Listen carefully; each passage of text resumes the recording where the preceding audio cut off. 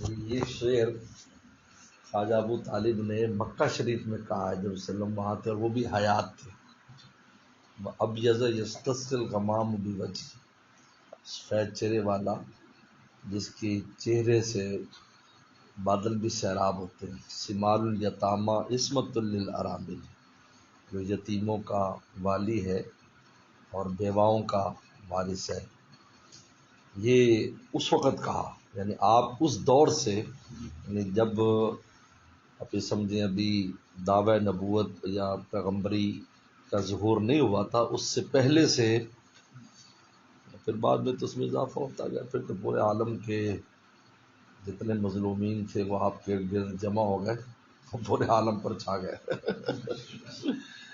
سیمال الیتام، اس طرح اللہ تعالیٰ بہت مقدر ہے. تو علامہ ابن ملقن جو ہے، یہ بچپن میں ان کے والد فوت ہوئے، 2 سال کی عمر تھی جب ان کے والد فوت ہوئے.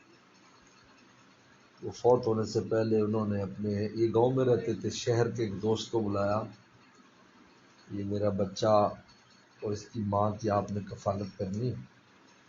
میں کوئی مال جداد تو میری تو ہے نہیں، لیکن دوستی اچھی تھی ان کی. وہ جو شہر میں تھے وہ اللہ نے ان کو مال پانی دیا تھا، تو انہوں نے کہا ٹھیک ہے. وہ ان کو شہر لے گئے، ایک مکان دے دیا.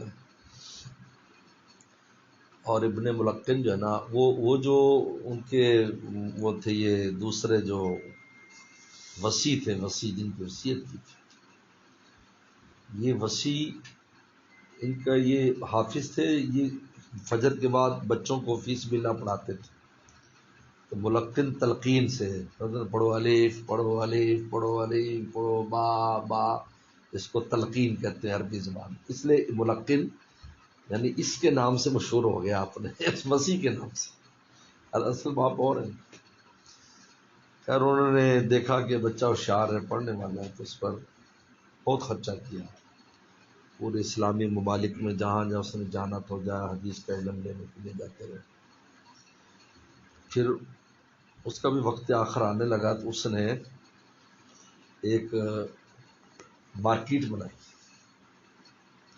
اس مارکیٹ کو کرائے پر دیا اور کہا کہ دیکھو تو نے پوری زندگی مفت خدمت کرنی ہے حدیث کی، اس مارکیٹ سے تیرا بڑا وافر خرچہ آئے گا کرائے پر. بس پھر یہ پڑھانے پر لگ گیا. اور بخاری کی التوضیح کے نام سے 35 جلدوں میں شرح لکھی ہے، جو بالکل نایاب شروحات میں سے. اس کا حوالہ ابن حجر اسقلانی بھی دیتے ہیں اپنے اس میں فتح الباری میں، عمدۃ القاری والے بھی سب، لیکن ملتی نہیں تھی.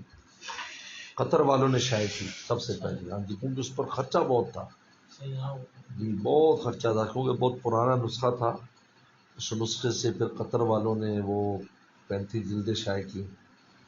جب میں انگلینڈ گیا تو سود وہاں لگا ہوا تھا، وہاں ایک اکیڈمی ہے ازہر اکیڈمی، اس میں نمائش تھی، تو اس میں ایک نسخہ آیا تھا.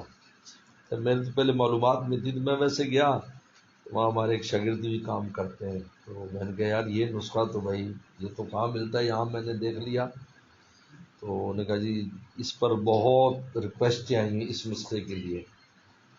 تو خیر وہ ہم نے کہا ہماری ریکویسٹ بھی ڈال دو اس میں. 500 پاؤنڈ کا تھا اس وقت. میں ریکویسٹ ڈال دوں. خیر انہوں نے سب نے کہا کہ بھائی باقیوں نے تو کتب خانے میں رکھنی ہے، لیکن مولانا نے تو خود استعمال کرنی، جو کہ پڑھاتے بخاری شریف ہے. خیر وہ پھر پاکستان بھیجوا دیا.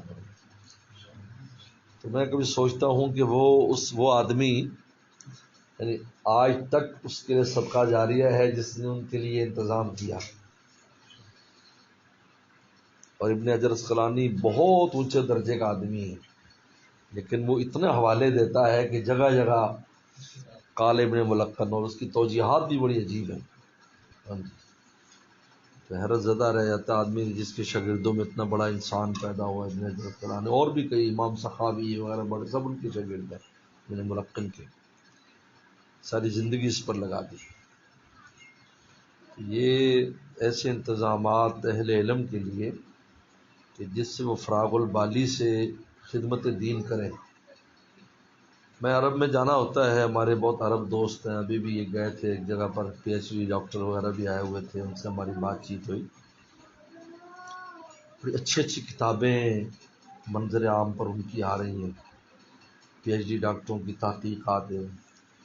اس کی وجہ سے یہ ہے فارغ الوالی، کیونکہ ان کو بس ایک ہی فکر علمی، ان کو روٹی کی فکر نہیں. ان کا وسائل اتنے اچھے ہیں ان کو روٹی کی فکر نہیں، لہٰذا ان کو اپنی تحقیقات کرے مصر جانا ہو وہ چلے جائیں گے، ان کو کسی کتاب کے دیکھنے کے لیے ان کو لبنان جانا ہو لبنان چلے جائیں گے، وہ جہاں چاہیں چلے جائیں گے. ہمارے یہاں یہ ہوتا ہے کہ ہمارے یہاں جو صلاحیتیں ہیں وہ کئی کاموں میں بٹی ہوئی ہیں. ایک عالم ہے، اچھا ہے، وہ اس کو اپنی روٹی کی فکر بھی ہے، اس کو مدرسے کی فکر بھی ہے. یہ بڑے مسائل ہیں. اس لیے حضرت مفتی ولی حسن ٹونکی رحمۃ اللہ علیہ جو ہے، جس زمانے میں ہم ان سے پڑھتے تھے اور حضرت کے پاس کیونکہ میرا تو حضرت سے بہت قریبی تعلق تھا، ہمیشہ حضرت کی خدمت میں رہتے تھے. حضرت میں جو یعنی جب بھی حضرت نے کسی موضوع پر گفتگو کی ہے تو آدمی حیران ہوتا تھا کہ حضرت یہ باتیں کہاں سے لا رہے ہیں، لیکن قلمی طور پر ان کو فرصت نہیں کوئی مل سکی کہ وہ لکھ سکیں. دنیا سے چلے گئے. یعنی تفسیر پر ان سے 2.5 سپارے تفسیر پڑھی میں نے. جب تفسیر پر بات لاتے تھے ایک ایک آیت پر تو 10 20 باتیں آتی تھی ایک ایک آیت پر. لیکن اب تحریر میں کوئی چیز نہیں ہے، ہمیں نہیں معلوم ہے کہ وہ کن کن ماغزوں سے انہوں نے لی ہے. معرف السنن جو اس وقت حضرت بنوری رحم اللہ مکمل نہیں جو ہوئی، معرف السنن ابھی وہاں بات ہوئی. وہ ایک ڈاکٹر ہانی الفقی ہیں جو حرم میں مدرس بھی رہے ہیں، ابھی ریٹائر ہوئے ہیں، وہ بھی آئے ہوئے تھے. حضرت بنوری کا ذکر کیا اس کتاب کا بہت زبردست کتاب ہے اور بڑی اونچی عربی حضرت نے اس میں لکھی ہے اس کتاب میں، لیکن کہا کہ مکمل نہیں ہے. ادھر رکھ دو ادھر رکھ دو ادھر رکھ دو، پر بات نہیں کر دی. کہا کہ مکمل نہیں، کاش مکمل ہو جاتی. وہی اس نے کہا، اس نے کہا کہ لیکن مکمل کون کر سکتا تھا؟ مفتی صاحب کر سکتے تھے. لیکن مفتی صاحب ہمارے ہاں یہ جو دوسرے معاملات ہیں نا جی، معاشی دوسرے، اہل علم کی صلاحیتوں کو کھا گئے. یہ حقیقت کرتے. پہلے زمانے میں یہ ہوتا تھا کہ جو اہل علم تھے انہوں نے اپنی خواہش، ان کی اتنے وہ نہیں ہوتے تھے، وہ کہیں پڑھ گئے تو پڑھ گئے. لیکن آج کل وہ بھی نہیں کر سکتے. آپ کو اپنے اولاد کی طرف سے، گھر والوں کے، عزیز وغیرہ طرف سے اتنے مسائل کم حملہ کا آپ ان کو ساتھ لے کر چلنا ضروری ہے. پہلے زمانے والی مجاہدات نہیں اور فاروق والیاں بھی نہیں. یہ جو علامہ ابن دقیق العید ہے بہت بڑا انسان ہے. علامہ ابن دقیق العید بہت بڑا انسان ہے. اور دقیق منا آٹا، عید کا آٹا، تو اس لیے ابن کو ان کے والد آٹے کا کام کرتے تھے اور عید پر شاید مفت بانٹتے ہوں گے، اس لیے ابن دقیق العید ہو گیا. ان کے بارے میں لکھا ہے کہ وہ ان کے والد وراثت میں دینار چھوڑ کر گئے ایک بوری میں، تو انہوں نے ان تمام دیناروں کو شمار کیا اور بوری میں رکھ کر انہوں نے اپنا سالانہ خرچہ ان میں سے چند دینار بنایا. کہا کہ اس سے زیادہ خرچ نہیں کروں گا، اگر آئندہ 40 سال میں کام کروں تو مجھے کچھ کام نہ کرنا پڑے. لہٰذا سالانہ چند دینار نکال لیتے تھے، 1 سال تک اسی سے گزارا کرتے اور پڑھنے پڑھانے لکھنے میں لگاتے جا رہے ہیں. ہم نے اس میں سستی ہے. تعزیت کا معنی صبر دلانا، اور اسی یقیناً صبر، کیونکہ رسول اللہ نے فرمایا ہے یقیناً صبر پیدا ہوتا ہے اگلے میں. جب آپ چاہیں گے ان کو کچھ کہیں گے 4 لفظ، صبر آ جائے گا. ہم لوگ یہ جو مصروف ملک شہروں میں رہنے والے ان چیزوں کا خیال نہیں، دیندار بھی نہیں کرتے خیال. عجیب بات ہے، دینداروں کو خیال نہیں. یہ اچھی بات نہیں. ہمارے والد رحمۃ اللہ علیہ نے، اپنے اکثر کو معلوم ہے کہ والد صاحب بہاول نگر میں بالکل اجنبی تھے، کوئی قوم نہیں، برادری نہیں، زبان نہیں، لیکن ان سنتوں پر بڑی سختی سے پابند تھے، جس کا نتیجہ نکلا کہ ہر گھر کے فرد وہ بن گئے. نے کہا یہ ہمارے یہ بڑے، ہمارے یہ بڑے ہیں. کسی فوت بھی چلے گئے، تعزیت کر کے آئے. بیمار ہے، اسپتال کتنی بار جاتے تھے، تو بیمار ہے ان کی عیادت کے لیے. یہ بھی نہیں ہے موافق ہے یا مخالف ہے، اس کی کوئی پرواہ نہیں کرتے. یہ مخالف ہے یا مسلک کی طور پر برا کہتا ہے تب بھی پرواہ نہیں کرتے. نتیجہ یہ نکلا کہ سب کا محبت کا تعلق ہو. کچھ بھی ہوگا لیکن ان کے خلاف زبان سے کوئی بات نہیں کرے گا. عجیب ہے، بات نہیں کرے گا. کہا بھائی وہ تو ہمارے اس میں آئے تھے، اس میں آئے. اب بھی بتاتے میرا ابا بیمار ہوا، میرا دادا بیمار ہوا تو ہم نے وہاں مولانا کو دیکھا تو ہمارے گھر پر آئے تھے. ایک منشی صاحب تھے، ایک منشی صاحب ان کے گھر پر کئی دفعہ والد صاحب گئے. منشی صاحب وہ کبھی کبھی صاحب مدرسے کا کر دیا کرتے. عجیب بات ہے وہاں. تو آج یہ نتیجہ ہے کہ وہ پورا محلہ جو ہے، حالانکہ وہ بالکل جاہل اور بدعتی لوگ تھے، وہ آج وہ بالکل اہل حق کا گڑھ بنا ہوا ہے. صرف والد صاحب کے آنے جانے کے لوگوں سے دیکھا گیا یہ بزرگ آتے ہیں یہاں، کون ہے کون ہے پوچھتے ہمارا بھی ان جگہوں پر اب جانا ہوتا ہے. تو عیادت اور تعزیت کا مطلب صبر دلانا، چار لفظ کہیں گی اس کا حوصلہ بلند ہو جاتا ہے. کیونکہ مقصود یہ نہیں ہے کہ ہم غم کھاتے پھریں. ہمارے حضرت رحمت اللہ علیہ کو سب سے زیادہ صدمہ جو ہوا تھا 2 وقت ہوا. ایک جب ان کے شیخ کا انتقال ہوا اور جب ان کی والدہ کا انتقال ہوا. شیخ تو چونکہ ویسے عمر رسیدہ تھے اور بیمار بھی رہتے تھے، تو ایک آدمی کا ذہن ہوتا ہے کہ جب بیمار ہے تو وہ اس کی کچھ دیر خدمت کرتا ہے. ہم نے تو طویل خدمت کی کئی سال تک. انسان کو پہلے سے کچھ صبر آ جاتا ہے. لیکن والدہ کا تو حضرت کو تھا ہی نہیں، فوت ہو گئی. اتنا شدید صدمہ ہوا کہ دل پھٹ جائے گا اور میں کسی کام کا نہیں رہوں گا. اور ان کی نظر اس پر تھی کہ بھئی زندگی بیکار نہیں ہے، اس کو کام پر گزارنا ہے. اس لیے سوائے عورت کے اپنے شوہر کے لیے 4 مہینے 10 دن غم کرے، ورنہ باقی 3 دن سے زیادہ غم کی شکلیں نہ بناؤ، کام میں لگ جاؤ. کیونکہ آئے کام کے لیے، ہم سب کو آگے جا کے جواب دینا ہے کہ تم کیا کیا بھائی، روٹی نہیں کما رہے ہو تو یہ بھی پوچھا ہوگا کہ کیوں نہیں روٹی کمائی اپنے بچوں کے لیے بھائی تمہیں، یہ پوچھا جائے گا. ہر چیز کا انسان مسئول ہوگا. نماز روزہ سے کیوں نہیں پڑھا دے، غم میں انسان پڑھتا ہے تو پھر معمولات بھی ختم ہو جاتے ہیں اس کے. تو حضرت والا نے اپنی دل کی تسلی کے لیے پنڈی کا سفر کیا. تو پنڈی میں حضرت کے ایک دوست تھے، پنڈی سے آگے کیا نام ہے جگہ کا، جہاں نہیں جہاں ٹیکسلا، ایک وہاں ایک مجذوب تھے، حکیم تھے لیکن مجذوب تھے. تو ہنساتے بہت تھے اور بہت زیادہ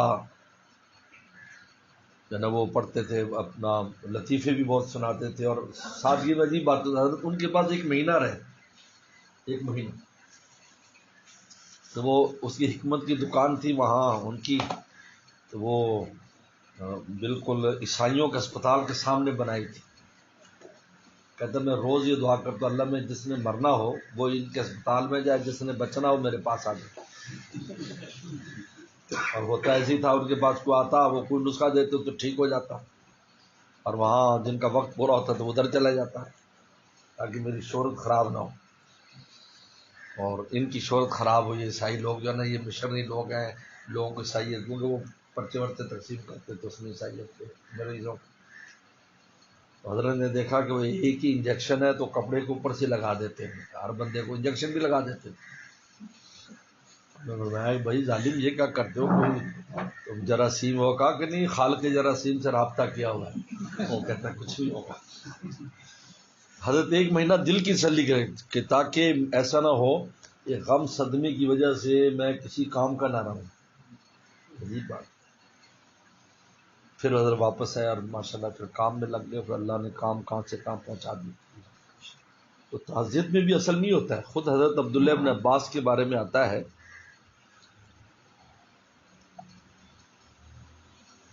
ان کے والد حضرت عباس رضی اللہ عنہ جب فوت ہوئے تو ان کو بڑا شدید صدمہ تھا، تسلی نہیں ہو رہی تھی۔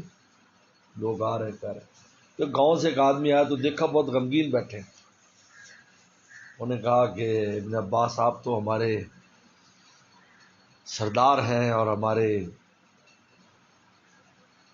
شیخ ہیں اور بڑے عالم اور مفتی، اگر آپ اس طرح غم کریں گے تو ہمارا کیا حال ہوگا؟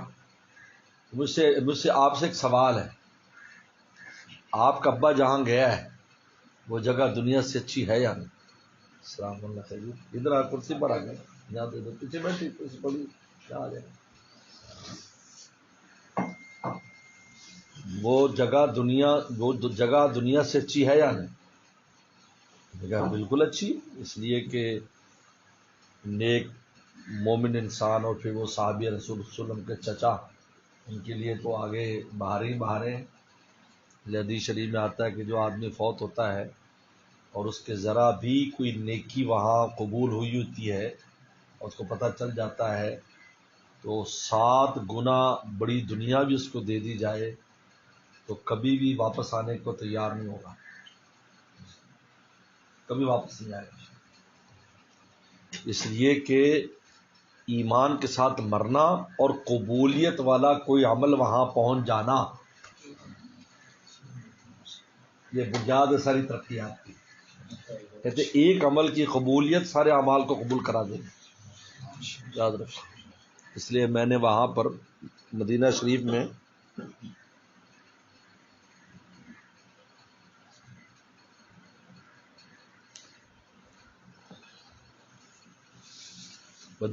ان دوستوں سے اللہ تعالیٰ جن کو بار بار جانے کی توفیق دیتے ہیں، میں نے ان کو کہا کہ بھائی یہ نمبر لگانے کے لیے نہیں ہے کہ اب میں نے اتنے عمرے کر لیے، میں نے اتنے حج کر لیے، نمبروں کے لیے نہیں ہے، اس لیے ہے کہ پتہ نہیں کون سا قبول ہوتا ہے، پتہ نہیں کون سا قبول ہوتا ہے۔ میں کہ حضرت فرمایا کرتے تھے، یہی حاجی صاحب مکہ شریف میں شعر پڑا کرتے تھے کہ بس ہے ایک ہی نالہ اگر پہنچے وہاں، ایک آہ کافی اگر مولا کے دربار میں جا کے قبول ہو جائے، بس ہے ایک ہی نالہ اگر پہنچے وہاں، گرچہ کرتے ہیں بہت نالہ و فریاد، ہم بہت نالے کر رہے ہیں لیکن پہنچے گا کون سا؟ پتہ نہیں کون سا سفر قبول ہوگا۔ جب قبول ہوگا تو سب کو قبول کرائے گا، قبول ہوگا تو سب کو قبول کرائے گا۔ کہتے ایک بزرگ نے 40 سال حج کی، 40واں جب حج کیا تو عرفات میں کھڑے ہو کر ایسے دیکھا، اللہ اگر میرا تو نے کوئی حج قبول کیا ہے تو یہ بیچاری مخلوق ان میں سے کسی کا قبول نہ ہوا ہو ان 40 میں سے، وہ اس کو دے دے۔ تو آواز آئی، اتتکرم علیہ، مجھ پر اپنی سخاوت دکھاتا ہے، چل تیرے 40 بھی قبول کیے، اس سال نے سب کی بھی قبول کی، اتتکرم علیہ، مجھ پہ سخاوت دکھاتا ہے۔ بس ایک ہی نالہ اگر پہنچے وہاں، گرچہ کرتے ہیں بہت نالہ و فریاد ہم، اس لیے ہم روزانہ ہم اعمال کرتے ہیں، روزانہ اعمال کرتے ہیں۔ پتہ نہیں اس میں دربار تک کون سا پہنچتا ہے، دربار تک پہنچے گا وہی سب کو پھر ساروں کو لے جائے گا۔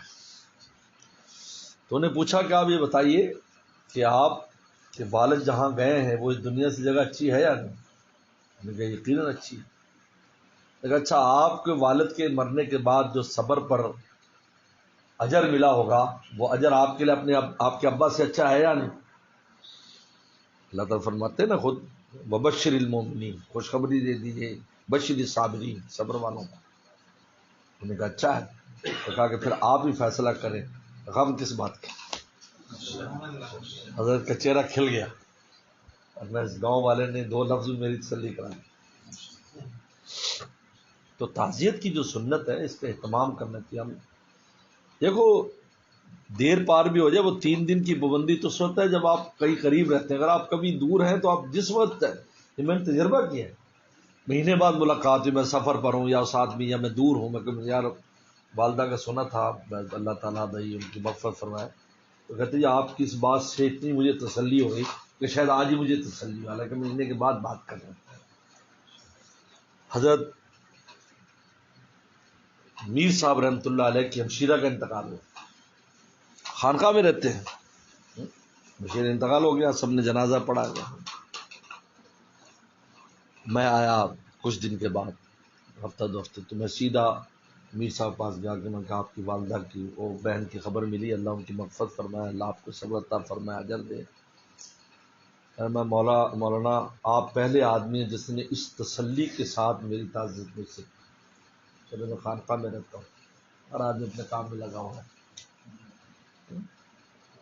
اس لیے عربوں کے یہاں بہت اچھا رواج ہے، عربوں کے یہاں قبرستان میں تعزیت کر لیتے ہیں کہ اللہ کو فرمائے.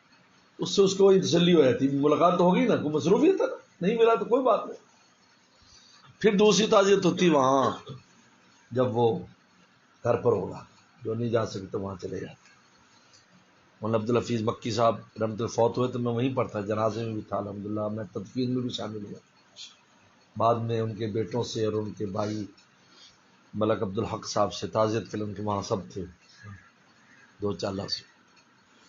ہاں یہ ہوتا ہے کہ غفر اللہ میتک، غفر اللہ علی میتک، آپ کی میت کے اللہ تعالیٰ مغفرت فرمائے، معظم اللہ اجرک، اللہ آپ کو بڑا اجر دے. بس. اور عیادت کرنا، بیمار ہے نفی سو لہو فی اجلی، صحابہ سے فرمایا کہ مریض کے پاس جاؤ تو اس کی موت کو پیچھے ہٹاؤ، یعنی یہ کہو کہ بھی آپ تو ماشاءاللہ بہت اچھے لگ رہے ہیں، تو بہت ماشاءاللہ آپ کی اتنی عمر ہوگی، یہ وہ ہے. تو صحابہ کرام نے کہا کیا ہماری اس عمل سے اس کی عمر بڑھ جائے گی؟ اور میں عمر تو نہیں بڑھے گی لیکن مومن کا دل خوش ہو جائے گا. اتنی بڑی بات نے کبھی بھی تعظیم میں نے کہا اچھا فلانی ماری، او ہو یہ تو بہت خطرناک بیماری لگ گیا، پھر نہ مرتا بھی مر جائے گا. یہ بات بے عقلی ایسے کرتے، خصوصاً خواتین جو ہے نا ہماری بیچاری، وہ تو کہتے او ہو اچھا یہ ہمارے محلے میں کسی کو ہوا تھا، وہ تو نہیں بچی، وہ تو نہیں بچی ہے.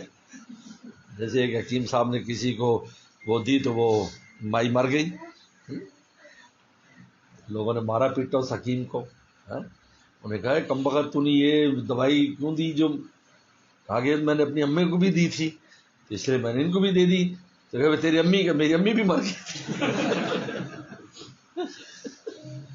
نفی سے لوفی اجلی، تھوڑی دیر بیٹھو، صرف لمبی وہ نہ کرو سوائے اس کے جس سے ان کا دل لگتا ہو مریض کا. میں یہاں حضرت والا جب حضرت جانوی صاحب رحمۃ اللہ شہید ہوئے تو میں یہاں آیا ہوا تھا، تو پھر میں جب واپس گیا تو پھر مجھے ہماری چھوٹی بھابھی نے جو حضرت جانوی صاحب کی بیٹیوں نے مجھے وہاں میسج کیا کہ بھائی آپ کو پتہ ہے حضرت کو فالج ہو گیا، حکیم صاحب سن 2000 یعنی ان کا انتقال ہوا حضرت کا، اور حضرت کو ساتھ ہی فالج ہو گیا. میں پھر فوراً واپس آیا، تو میں واپس آیا تو حضرت سے ملاقات کی، مجھے دیکھ کر حضرت مسکرائے لیکن بول نہیں سکتے تھے. تو حضرت مولانا مسعود برکاتم نے فرمایا کہ ڈاکٹر کہہ رہے ہیں کہ یہ جو صاحب آئے ہیں یہ کون ہے؟ وہ حضرت کے پرانے مرید ہیں اور محبت کا بڑا تعلق ہے، تو میں ان کو نہیں جانے دینا. ہم نے دیکھا کہ حضرت کی طبیعت پر فرحت آئی ہے ان کو دیکھ کر، جب تک حضرت کی طبیعت سٹیبل نہ ہو مستحکم ان کو نہیں جانا. پھر میں 10 دن رہا، جب حضرت کی طبیعت بہتر ہوگی پھر میں گیا. مریض کو جس سے خوشی ہو اس سے ہے نا اس کو قریب رہنا چاہیے. تو حضرت مسکراہٹ چہرے پر آئی حضرت کی، تو حضرت اولاد کی طرح سمجھتے تھے، فرماتے تھے بھائی جناب مولانا مظہر اور مولانا جلیل دونوں بھائی ہیں، بس ایک 19 ایک 20 ہے. فرمایا تو میرے گھر کے آدمی، مجھ سے کبھی شیخ نے راز نہیں رکھا، اگر راز کی بات ہو رہی ہوتی میں ہوتا سب نکال دیتے تھا. بھائی مولانا تو گھر کے آدمی ہیں، بھائی اس کا کوئی مسئلہ نہیں، بیٹھے رہے، بات کوئی ایسی راز کی بات ہے کوئی بات نہیں، اللہ کا بہت فضل ہے.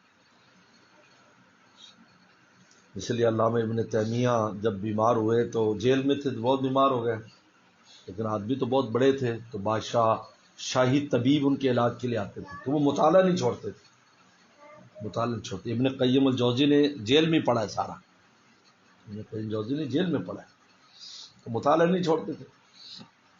تو انہوں نے بادشاہ سے کہا کہ ان پر مطالعے پر بندی لگائیں، ان کی طبیعت ٹھیک ہوگی، یہ آرام نہیں کرتے، مطالعہ کرتے رہتے ہیں۔ تو بادشاہ نے وزیر کو بھیجا، طبیب ساتھ آئے کہ بھئی آپ مطالعہ نہ کریں۔ انہوں نے کہا یہ بتاؤ بھائی، جس چیز سے فرحت ہوتی ہے مریض کو وہ صحت کے لیے مفید ہے یا نہیں مریض کی؟ ان کا مفید ہے۔ کہا مجھے مطالعے سے فرحت ہے، میں تو بند کرا دیا اسی پر ان کی ساری حکمت الٹ دی۔ ان کا انتقال بھی جیل میں ہو گیا۔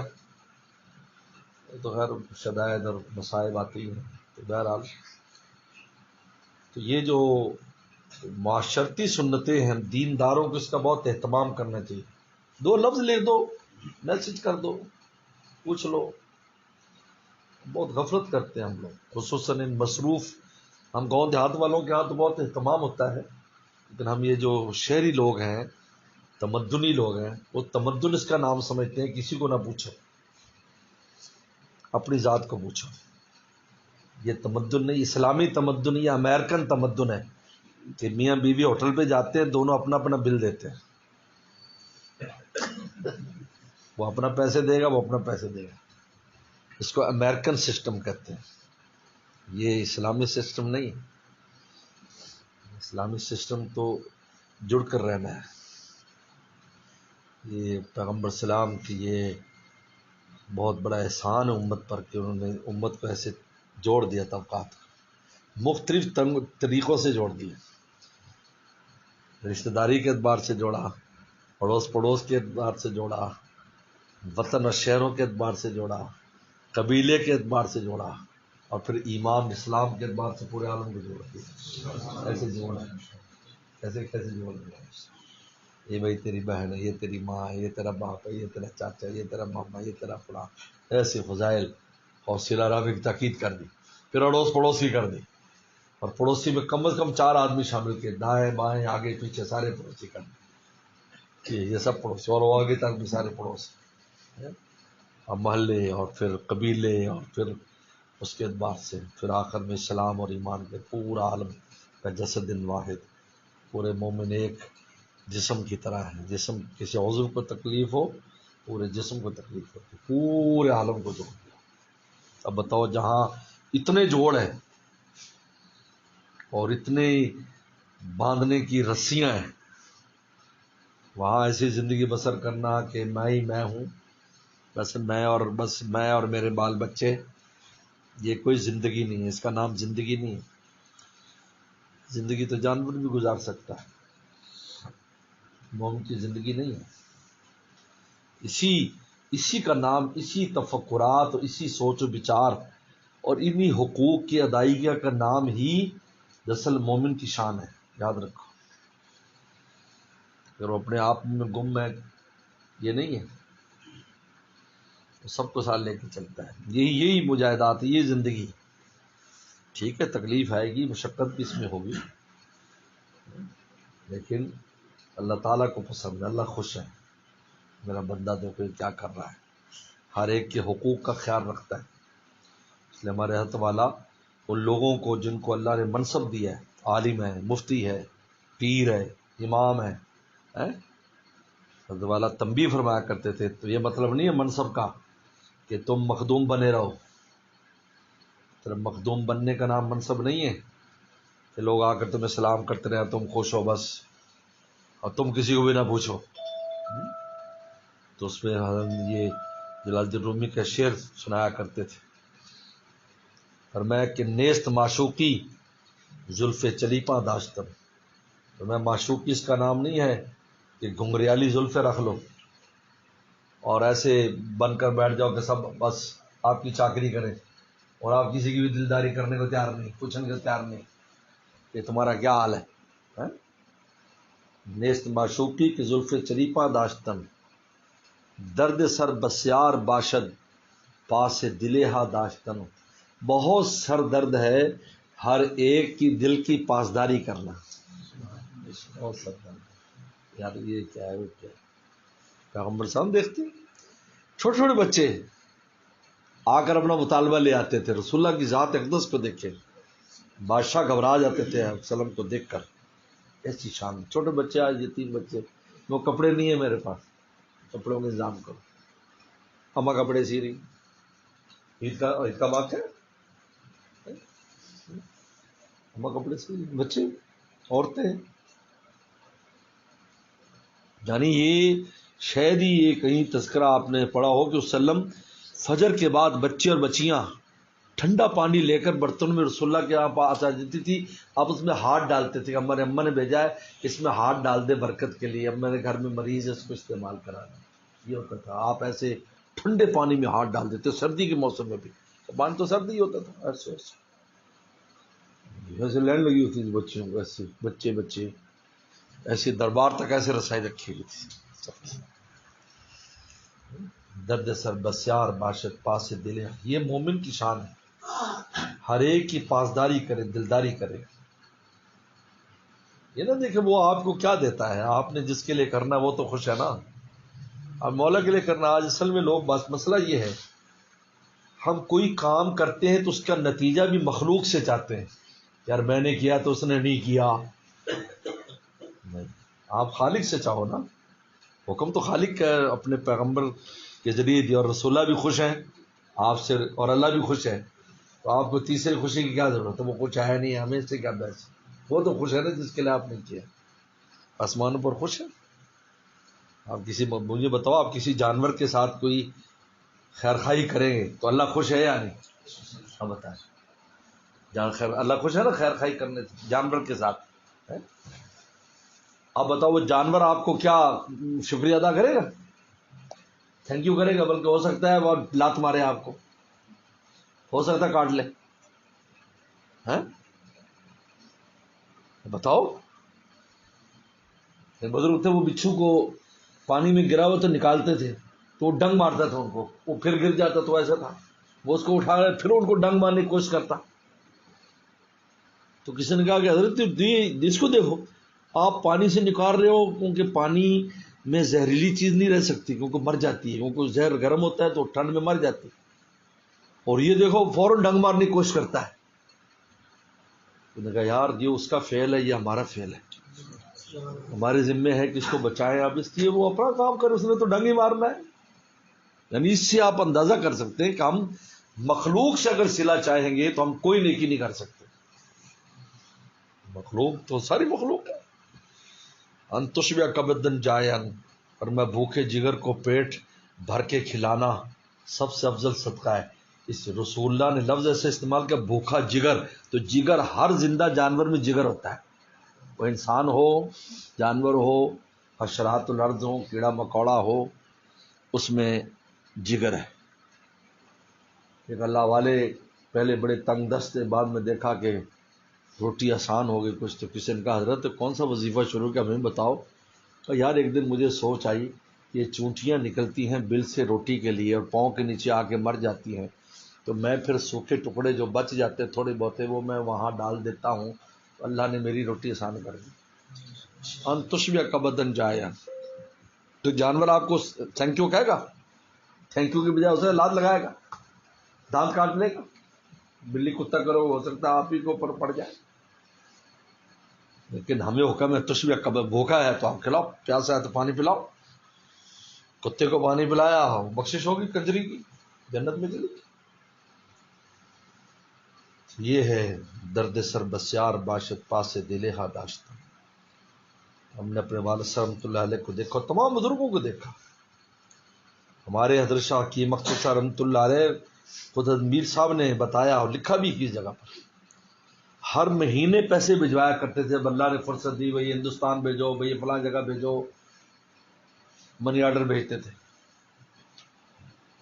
تو کہا مجھے یہ خیال ہوا کہ شاید یہ وہ لوگ ہیں جنہوں نے حضرت سے اس زمانے میں احسان کیا ہوگا جس زمانے میں حضرت جنگل میں اپنے شیخ کے ساتھ رہا کرتے تھے. شاید انہوں نے احسان کیا ہوگا, اس لیے حضرت ان کے اولادوں کو بھیجتے ہیں, کسی کے پوتے کسی کے نواز سے ان کو بھیجتے ہیں. تو ایک دن میں نے پوچھ لیا کہ حضرت تی پابندی سے آپ پیسے بھیج رہے ہیں, یہ وہ لوگ ہیں آپ کے محسنین میں سے؟ فرمایا کہ نہیں, میرے مخالفین میں سے ہیں. یہ میرے مخالف، لیکن میرے مرشد کے رشتہ دار ہیں دور اور قریب کے، اس وجہ سے میں اپنے شیخ کی، اس وجہ سے کہ میرے شیخ کا مجھ پر احسان ہے اور یہ ان کے عزیز ہیں، یہ تو وہ لوگ تھے جو رات دن کوشش کرتے تھے مجھے خانقاہ سے نکلوا دیں، ان کی اولادوں کو بھیجتے تھے۔ ہے جگرا کسی کا ایسا؟ پیچھے مڑ کے نہ دیکھے آدمی، ان کو پیسے بھیج رہے۔ یہ ہمارے بزرگوں کے اعمال تھے، وہ دیکھتے تھے بھائی اللہ رسول کا حکم کیا ہے، ان کو پورا کرنا ہے، یہ نہیں دیکھنا کہ بھائی مخلوق آپ کو کیا دے گی، مخلوق سے تو چاہنا ہی نہیں چاہیے۔ نہایت ہی یعنی کم حوصلہ انسان ہے کہ جو مخلوق سے کچھ چاہتا ہے۔ یہ ہمارے والد رحمۃ اللہ علیہ اس کی بڑی ایک منطقی توجیہ بیان کیا کرتے تھے، فرمایا جب ادنا اعلیٰ پر قربان ہوتا ہے تو سعادت ہے، اور جب فرمایا کہ اعلیٰ ادنا پر قربان ہو جائے تو شقاوت ہے۔ تو فرمایا کہ انسان جو ہے نا یہ مخلوق ہے، جب انسان انسان پر مرتا ہے تو اللہ تعالیٰ نے جو جمادات ہیں، زمین یہ نباتات پہ قربان ہوتی ہے، پودے پیدا کرتی ہے، نباتات حیوانات پر قربان ہوتے ہیں کہ اس سے جانور کھاتے ہی ہیں، حیوانات انسان پر قربان ہوتا ہے کہ اپنے آپ کو انسان خدمت میں لگایا، اور انسان اپنے مولا پر قربان ہوتا ہے۔ تو فرمایا یہ سب کے لیے سعادت ہی ہے، زمین کی سعادت ہے کہ اپنا سب کچھ نباتات پہ خرچ کر دے، نباتات کی سعادت ہے کہ حیوانات پر، حیوانات کی سعادت ہے کہ انسان پر۔ اسی وجہ سے وہ گھوڑا جو جنگوں کے اندر مجاہدین کی مان کر چلتا ہے، قرآن کا والعادیات ضبحا فالموریات قدحا، اللہ نے قسم کھا لی ان کی، اتنا اونچا ہو گیا کیونکہ سعادت مند ہے، اور انسان مولا پر۔ اب الٹ ہو جاؤ، مولا کو چھوڑ کر اگر انسان انسان پر مرے گا اور اس سے توقع رکھے گا تو یہ کس کی جگہ پر آ گیا؟ جانور کی جگہ پر آ گیا۔ کس کی جگہ پر آ گیا؟ جانور کی جگہ پر آ گیا۔